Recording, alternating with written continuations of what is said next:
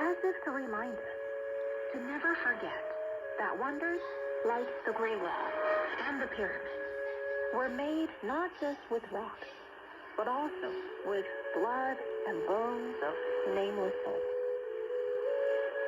The story was also a reflection of the hopelessness of the common people back in those dark days when wars and other ambitions of the rulers could take lives and break families. You're listening to Podcast. Come and explore the fascinating world of podcasting. If you like the podcast clip you just heard, find out more on radio.cgtn.com, Apple Podcasts, Spotify, Google Podcasts, Stitcher, iHeartRadio, Castbox, or wherever you get your podcasts.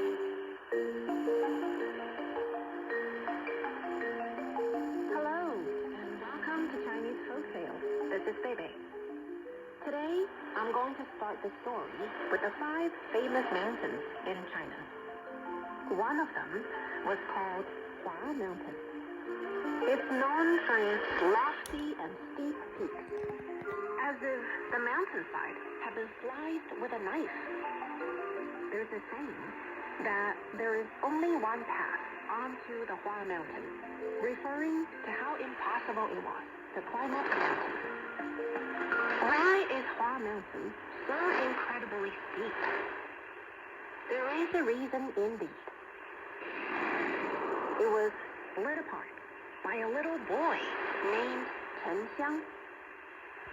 Yep, here he goes. Once there was a little boy whose name was Chen Xiang.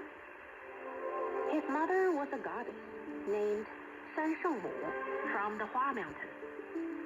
She had a brother who was also a god with 3 eyes, with the extra one on his forehead. He could see everything under heaven, and also in heaven too. He was also a good fighter. For some reason, the goddess married a mortal scholar and lived among the humans. This was a serious breach. The goddess faced the same punishment, not from the Queen Mother of the West, but from her 3-eyed brother. But she already had a son with her husband. They named the boy Chen Xiang. After their son was born, the husband had to go to the capital to take the imperial exam, which was super important. Doing well on the exam could guarantee a nice job in the government. The mother and the baby stayed at home. Her brother, knowing all about this, came down from heaven then. He used his 3rd eye on the forehead to search for his sister and her son. And he found them in a little village at the foot of Hua Mountain. When I first heard the story, I couldn't help but think, what kind of brother was this? He was furious that his sister had chosen to live among the humans. And this time, while the husband was away, he even took his celestial hammer with him and his weapon too. When Chen Xiang's mother, the goddess, saw a cloud descending from the sky, she knew right away what was coming. Her brother was coming to get her. What could she do? Luckily, she wasn't as hopeless as the mortals. At least, she still had a treasure from her days in heaven. It was the lotus lamp, which was given to her by the Queen Mother of the West. She lit the lamp in a hurry, and all of a sudden, he burned like the sun, with light so strong that no spirits or demons or deities could approach her.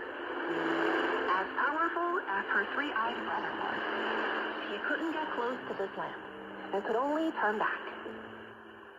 But he was not someone who could let go of grudges. The more he thought about it, the more furious he got.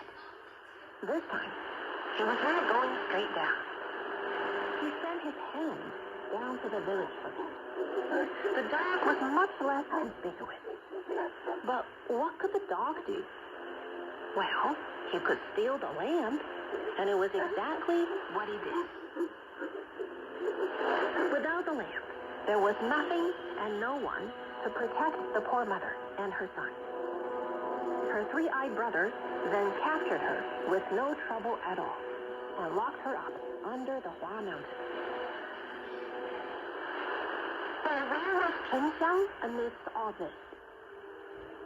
He was carried away by the mountain deity at a critical moment and was brought to his father, who, by the way, did pretty well in the exam and was given a government post. But he had no power when it came to rescuing his wife. Poor Chen Xiang often saw his mother in his dreams, but over the years, it got harder to remember what she looked like. He knew that his mother was trapped under the Hua Mountain, and he was going to save her. He searched for masters who could teach him martial arts, and he practiced day after day, year after year. He worked so hard that even the deities were touched by his devotion and felt bad for the family. They thought